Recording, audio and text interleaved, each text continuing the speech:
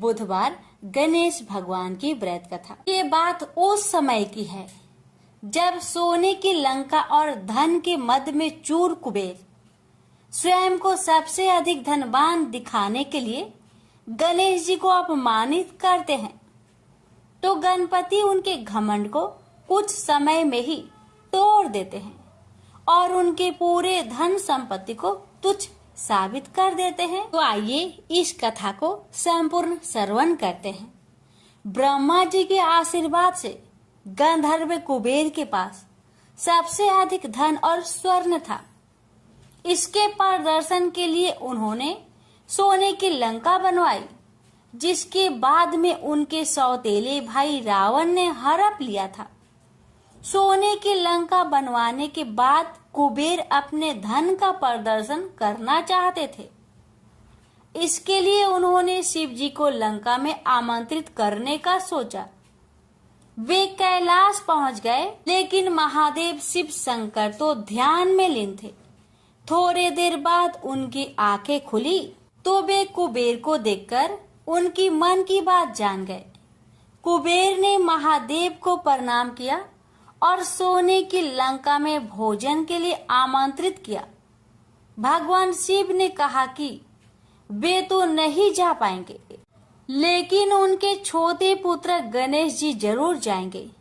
कुबेर ने तय तिथि पर विभिन्न प्रकार के भोजन बनवाए। उधर गणेश जी भी मूषक पर सवार होकर लंका पहुंच गए। कुबेर को लगा कि सोने की लंका और धन संपदा देखकर गणेश जी बहुत प्रभावित होंगे और कैलाश पर इसका चर्चा करेंगे। कुबेर ने गणेश जी का सत्कार किया, फिर लंका भ्रमण का प्रस्ताव रखा। तो गणेश जी ने कहा कि वे तो यहाँ भोजन के निमंत्रण पर आए हैं, न कि लंका भ्रमण के लिए। उन्होंने कुबेर से कहा कि आप भोजन का प्रबंध करें। कुबेर ने तुरंत भोजन लगवाया और गणेश जी आसन पर विराजमान हो गए। गणेश जी को भोजन अति प्रिय है। वे जब तक माता पार्वती के हाथों एक निवाला नहीं खाते, तब तक उनका पेट नहीं भरता। कुबेर ने गणेश जी के समक्ष 56 प्रकार के व्यंजन परोसे। गणेश जी पल भर में सारा भोजन चट कर गए। कुबेर ने अपनी सभी रसोइयों को खाना बनाने और खिलाने पर लगा दिया। एक और खाना आता और पल भर में गणेश जी सारा खाना खा जाते। देखते ही देखते थोड़े समय में गणेश जी कुबेर के महल का सारा भोजन और अन्न खा गए। कुछ कथाओं में तो ये भी बताया गया है कि गणेश जी इतने भूखे थे कि वे कुबेर के स्वर्ण भंडार को भी खा गए। अंत में कुबेर हाथ जोड़कर गणपति के सामने खड़े हो गए और बोले कि अब उनके पास खिलाने के लिए कुछ भी शेष नहीं है। इस पर गणेश जी ने कहा कि इतना धन किस काम का, अब आप उनको भोजन ही ना करा सके। इस बात को सुनकर कुबेर बहुत लज्जित हो गए। यह सारा दृश्य देखकर त्रिदेव मुस्कुराने लगे और गणेश जी कैलाश लौट आए। इस तरह से गणेश जी ने कुबेर के घमंड को चूर कर दिया। तो प्रेम से बोलिए गणेश महाराज की जय हो। समतापुर नगर में मधुसूदन नामक एक व्यक्ति रहता था। वह बहुत धनवान था। मधुसूदन का विवाह बलरामपुर नगर की सुंदर लड़की संगीता से हुआ था। एक बार मधुसूदन अपनी पत्नी को लेने बुधवार के दिन बलरामपुर गया। मधुसूदन ने पत्नी की माता पिता से संगीता को विदा कराने के लिए कहा। माता पिता बोले, बेटा आज बुधवार है, बुधवार को किसी भी शुभ कार्य के लिए यात्रा नहीं करते। लेकिन मधुसूदन नहीं माना। उसने ऐसी शुभ अशुभ की बात को न मानने की बात कही। दोनों ने बैलगाड़ी से यात्रा प्रारंभ की। 2 कोस की यात्रा के बाद उसकी गाड़ी का एक पहिया टूट गया। वहां से दोनों ने पैदल ही यात्रा शुरू की। रास्ते में संगीता को प्यास लगी। मधुसूदन उसे एक पेड़ के नीचे बैठाकर जल लेने चला गया। थोड़ी देर बाद जब मधुसूदन कहीं से जल लेकर वापस आया तो वह बुरी तरह हैरान उठा, क्योंकि उसकी पत्नी के पास उसी की शकल सूरत का एक दूसरा व्यक्ति बैठा था। संगीता भी मधुसूदन को देखकर हैरान रह गई। वह दोनों में कोई अंतर नहीं कर पाई। मधुसूदन ने उस व्यक्ति से पूछा, तुम कौन हो और मेरी पत्नी के पास क्यों बैठे हो? मधुसूदन की बात सुनकर उस व्यक्ति ने कहा, अरे भाई, यह मेरी पत्नी संगीता है। मैं अपनी पत्नी को ससुराल से विदा कराकर लाया हूँ। लेकिन तुम कौन हो जो मुझसे ऐसा प्रश्न कर रहे हो? मधुसूदन ने कहा, तुम जरूर कोई चोर या ठग हो। यह मेरी पत्नी संगीता है। मैं इसे पेड़ के नीचे बैठाकर जल लेने गया था। इस पर उस व्यक्ति ने कहा, अरे भाई, झूठ तो तुम बोल रहे हो। संगीता को प्यास लगने पर जल लेने तो मैं गया था। मैंने तो जल लाकर अपनी पत्नी को पिला भी दिया। अब तुम चुपचाप यहाँ से चलते बनो, नहीं तो किसी सिपाही को बुलवाकर तुम्हें पकड़वा दूंगा। दोनों एक दूसरे से लड़ने लगे।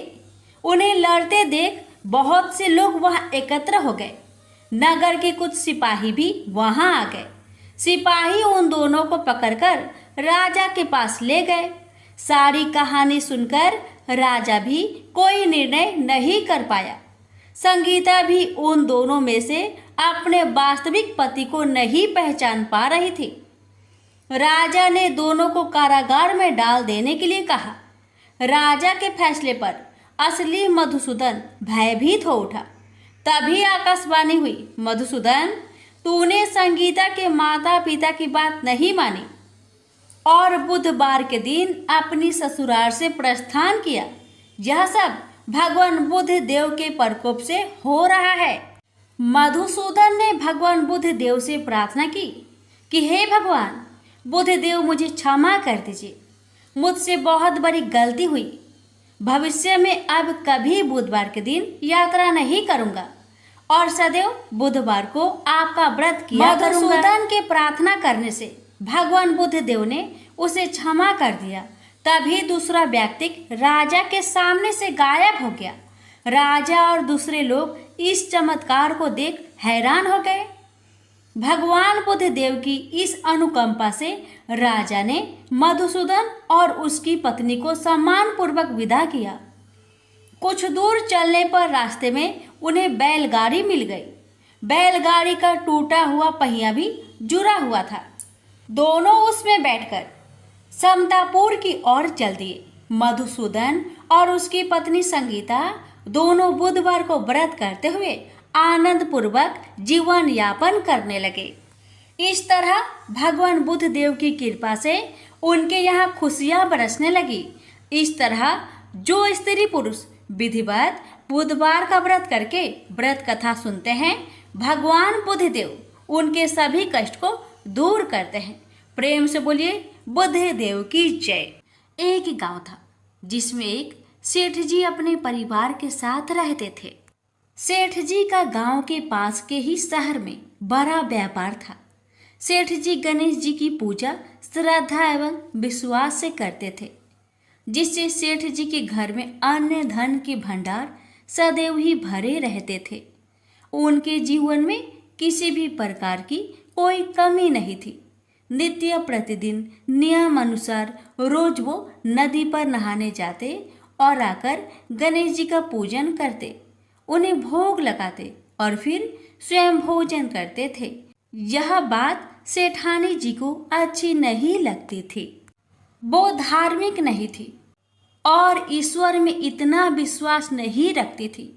एक बार सेठानी जी ने सोचा कि यह इतना गणेश जी को मानते हैं, गणेश जी की पूजा करते हैं, इससे होता क्या है? आज तो देखती हूँ वो कैसे गणेश जी की पूजा करते हैं।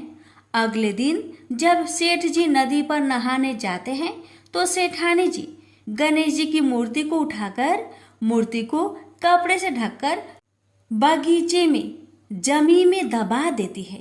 जब सेठ जी नदी पर से नहाकर घर आते हैं और देखते हैं कि गणेश जी की मूर्ति तो मंदिर में नहीं है, तो वो सेठानी से पूछते हैं, गणेश जी की मूर्ति मंदिर में नहीं है।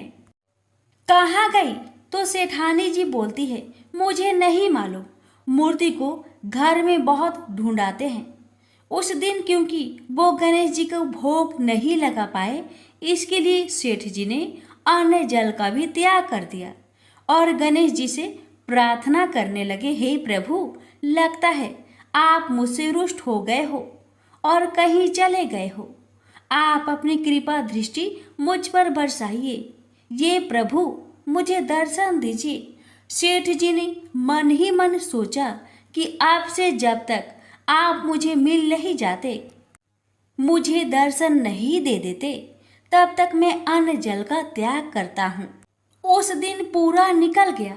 रात्रि में सेठ जी की भक्ति से प्रसन्न होकर गणेश जी भगवान ने सपने में गणेश जी भगवान एक छोटे से चूहे के साथ खेल रहे होते हैं और चूहे को खाने को लड्डू देते हैं। चूहा लड्डू लेकर बगीचे में जाता है और जमीन को खोदता है और लड्डू वहीं डाल देता है। अचानक सेठ जी की नींद खुल जाती है। सेठ जी बगीचे में जाते हैं और वहीं खोदते हैं जहां उन्होंने सपने में देखा था और वहीं से उनको थोड़ी सी जमीन खोदने पर कपड़े में लिपटे हुए गणेश जी की मूर्ति मिलती है। सेठ जी गणेश जी की मूर्ति की पूजा करके उनको यथास्थान स्थापित करते हैं और सेठानी के पूछने पर सारा वृत्तांत उन्हें सच सच बताते हैं। बात जानकर सेठानी जी को आश्चर्य होता है और सेठानी जी मन ही मन श्रद्धा एवं विश्वास से गणेश जी भगवान की भक्त बन जाती है और सेठ जी से कहती है कि मुझसे बड़ा भारी अपराध हो गया है। अब हम दोनों पति पत्नी प्रेम सहित गणेश जी भगवान की आराधना करेंगे एवं उनकी पूजा में कभी कोई कमी नहीं आने देंगे। यह सुनकर सेठ जी अत्यधिक प्रसन्न हो जाते हैं और दोनों पति पत्नी गणेश जी भगवान को धन्यवाद करते हैं। जय बोलो गणेश जी भगवान की जय हो, सदा ही जय हो प्रभु, अपनी अनुकंपा सेठ सेठानी के समान ही हम सभी पर बनाए रखना। कहानी सुनने वालों की सभी मनोकामनाएं पूर्ण करना। एक बार गणेश जी एक बहुत सुंदर गांव से गुजर रहे थे। इस गांव के खेत हरे भरे थे। सुबह का समय था। ठंडी पवन का आनंद लेते हुए गणेश जी मूषक पर सवार होकर चले जा रहे थे। इतने में वह एक खेत से गुजरे तो आनंद बस फसलों में हाथ फिरा दिया। गणेश जी के ऐसा करने से उस फसल के कुछ दाने हाथ में आ गए। अब गणेश जी को पछतावा हुआ कि उन्होंने तो चोरी कर ली। भले ही उन्होंने जानबूझकर नहीं चुराया, लेकिन अब फसल के दाने तो उनके हाथ में आ गए। गणेश जी ने गिने तो वह 12 थे।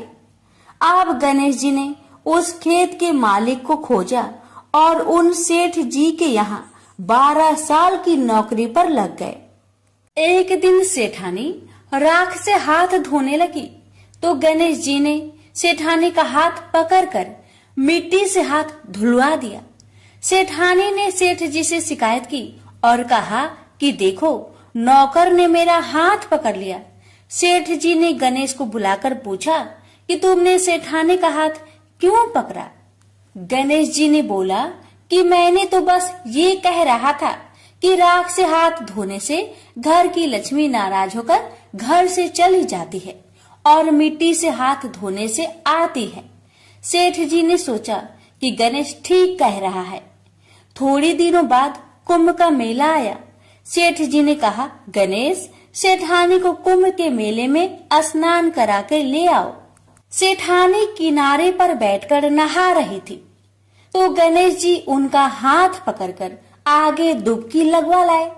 घर आकर सेठानी ने सेठ से कहा कि गणेश ने तो मेरी इज्जत ही नहीं रखी और इतने सारे आदमियों के बीच में मुझे घसीटकर आगे पानी में ले गए। तब सेठ जी ने गणेश जी से पूछा कि ऐसा क्यों किया? तो गणेश जी ने कहा कि सेठानी किनारे बैठकर गंदे पानी से नहा रही थी, तो मैं आगे अच्छे पानी में डुबकी लगवा कर ले आया। इससे अगले जन्म में बहुत बड़े राजा और राजपाट मिलेगा। सेठ जी ने सोचा कि गणेश ठीक कह रहा है। एक दिन घर में पूजा पाठ हो रही थी, हवन हो रहा था। सेठ जी ने गणेश को कहा कि जाओ सेठानी को बुलाकर ले आओ। गणेश सेठानी को बुलाने गए तो सेठानी काली चुनरी ओढ़कर चलने लगी, तो गणेश जी ने काली चुनरी फाड़ दी और कहा कि लाल चुनरी ओढ़ के चलो। सेठानी नाराज होकर सो गई। सेठ जी ने आकर पूछा क्या बात है, तो सेठानी बोली कि गणेश ने मेरी चुनरी फाड़ दी। सेठ जी ने गणेश को बुलाकर बहुत डांटा, तो गणेश जी ने कहा पूजा पाठ में काला वस्त्र नहीं पहनते हैं, इसलिए मैंने लाल वस्त्र के लिए कहा। काला वस्त्र पहनने से कोई भी शुभ काम सफल नहीं होता है। फिर सेठ जी ने सोचा कि गणेश है तो समझदार। एक दिन सेठ जी पूजा करने लगे तो पंडित जी ने बोला कि वो गणेश जी की मूर्ति लाना भूल गए, अब क्या करें। तो गणेश जी ने बोला कि मेरी कोई मूर्ति बनाकर विराजमान कर लो, आपके सारे काम सफल हो जाएंगे।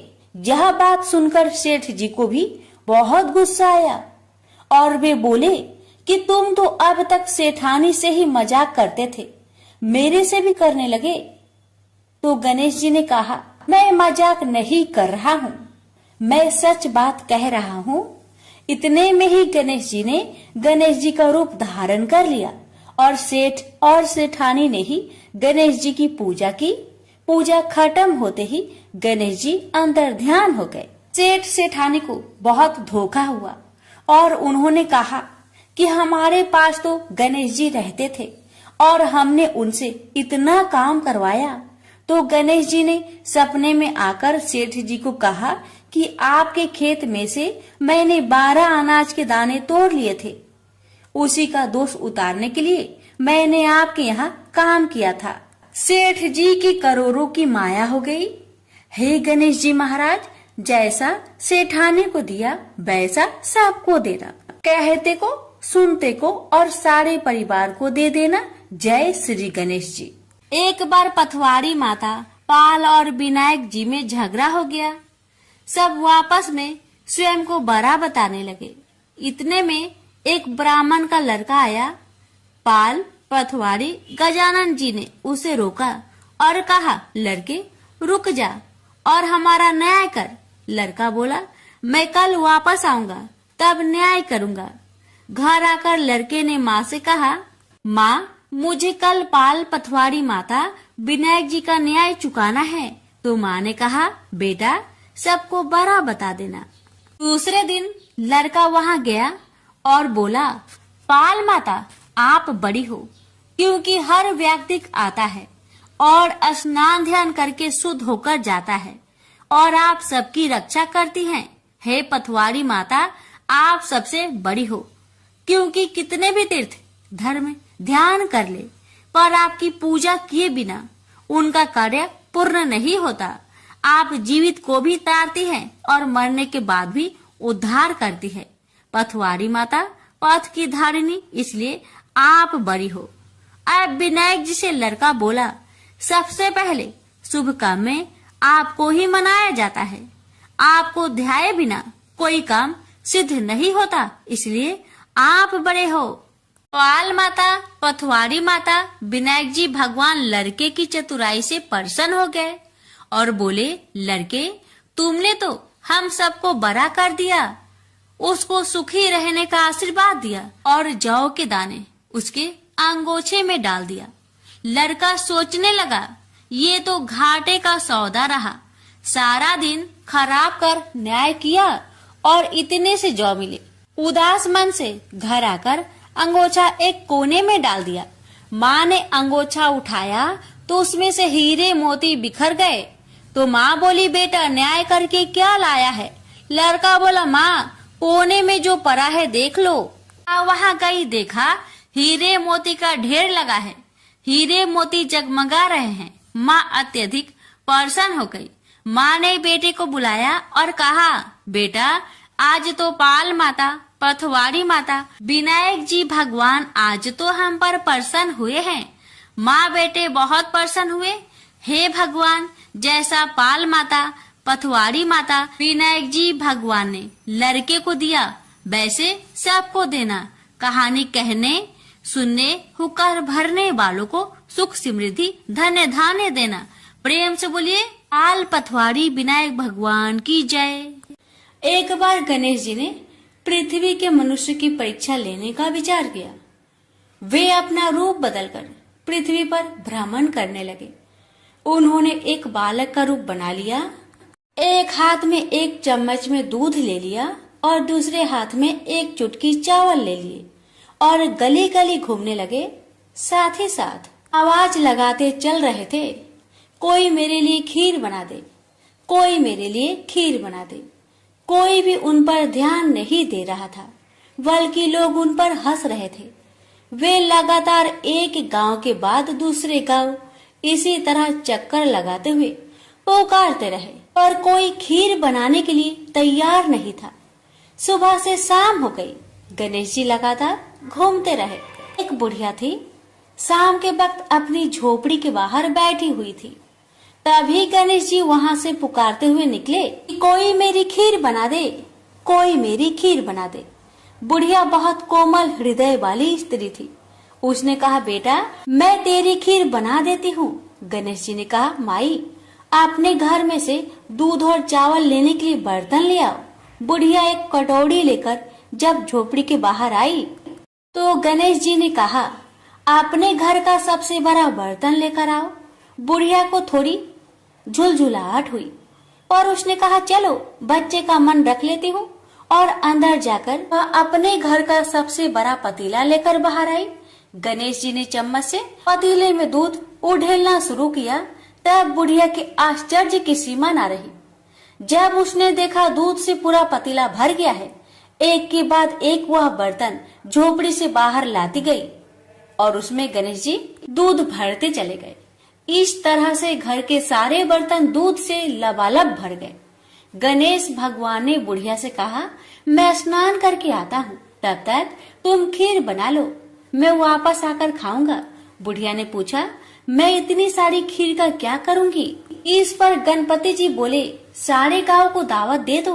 बुढ़िया ने बड़े प्यार से मन लगाकर खीर बनाई। खीर की भीनी भीनी मीठी मीठी खुशबू चारों दिशाओं में फैल गई। खीर बनाने के बाद वह हर घर में जाकर खीर खाने का न्योता देने लगी। लोग उस पर हंस रहे थे। बुढ़िया के घर में खाने को दाना नहीं और यह सारे गांव को खीर खाने की दावत दे रही है। लोगों को कौतूहल हुआ और खीर की खुशबू से लोग खींचे चले आए। लोग सारा गांव बुढ़िया घर में इकट्ठा हो गया। जब बुढ़िया की बहू को दावत की बात मालूम हुई, तब वह सबसे पहले वहां पहुंच गई। उसने खीर से भरे पतीलों को जब देखा तो उसके मुंह में पानी आ गया। उसे बड़ी जोर से भूख लगी हुई थी। उसने एक कटोरी खीर निकाली और दरवाजे के पीछे बैठकर खाने को तैयार करने लगी। इसी बीच एक छींटा गिर गया और गणपति जी का भोग लग गया और वो प्रसन्न हो गए। अब पूरे गांव को खाने की दावत देकर बुढ़िया वापस अपने घर आई। उसने देखा बालक वापस आ गया था। बुढ़िया ने कहा, बेटा खीर तैयार है, भोग लगा लो। गणपति जी बोले, माँ भोग तो लग चुका है, मेरा पेट पूरी तरह से भर गया है, मैं तृप्त हूँ, अब तू खा, अपने परिवार और गांव वालों को खिला। बुढ़िया ने कहा, यह तो बहुत ज्यादा है, सबका पेट भर जाएगा, इसके बाद भी यह बच जाएगी। उस बची खीर का मैं क्या करूंगी? इस पर गणेश जी बोले, उस बची खीर को रात में अपने घर के चारों कोनों में रख देना। और बुढ़िया ने ऐसा ही किया। जब सारा गांव जी भरकर खा चुका, तभी ढेर सारी खीर बच गई। उसने उसके पत्रों को अपने घर के चारों तरफ रख दिया। वहां उठकर उसने क्या देखा?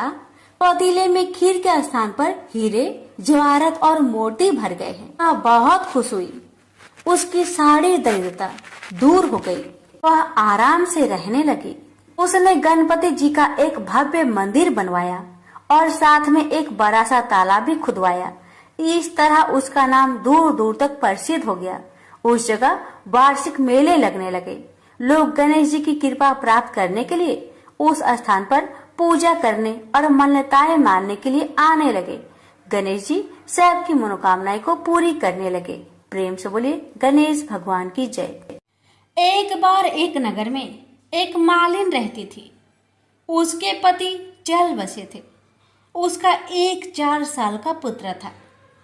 उसकी सास कठोर हृदय की स्त्री थी। वह बहू को बहुत तकलीफ देती थी। एक दिन सास ने बहू और पोते को घर से निकाल दिया। वे दोनों रोते हुए चलते चलते एक जंगल में जा पहुंचे।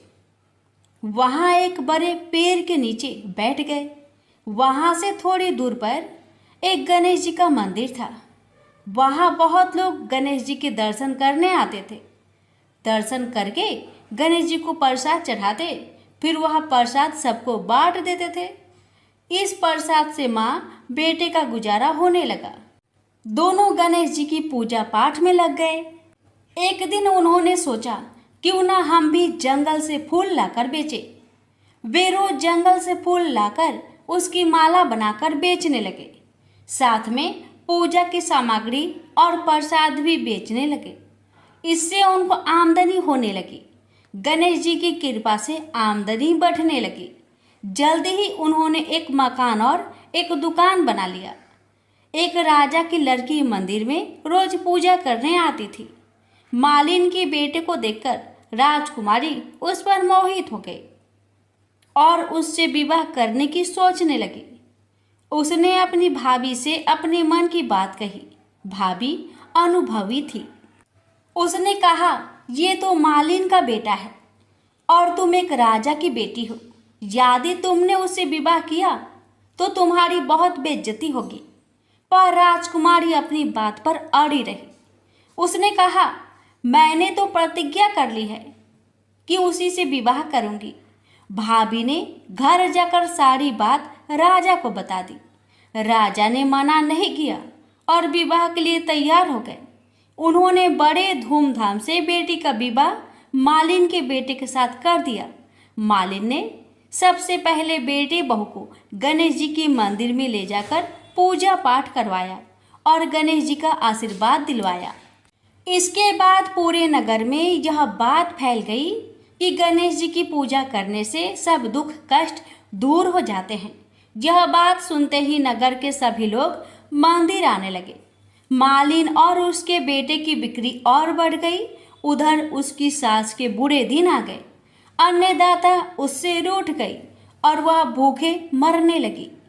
एक दिन वह रोती धोती उसी गणेश जी के मंदिर में आ पहुंची। वहां वह मालिन के बेटे से बोली, मैं भूखी हूँ, मुझे रोटी कपड़ा दे देना, इसके बदले मैं तुम्हारे सारे काम कर दूंगी। लड़के को दया आ गई और उसे काम पर रख लिया। उसने अपनी दादी को नहीं पहचाना। जब मालिन घर आई तो उसने सास को पहचान लिया। वह सास से बोली, सासू जी आप यहाँ कैसे? सास ने पोते की तरफ इशारा करके कहा, मेरी इस सेठ के यहाँ नौकरी लग गई है। बहू बोली, यह आपका पोता है और यह घर भी आपका ही है, यह दुकान भी आपका ही है। जब आपने हमें घर से निकाला तब गणेश जी ने हमारी रक्षा की। बहू की बात सुनकर सास बोली, मेरी करनी मैंने भोग ली। बहू बोली, सासू जी अब आप हमारे यहाँ रहो और पोते का सुख देखो। हे गणेश जी महाराज, जैसा सुख आपने मालिन को दिया वैसा ही सुख सबको देना।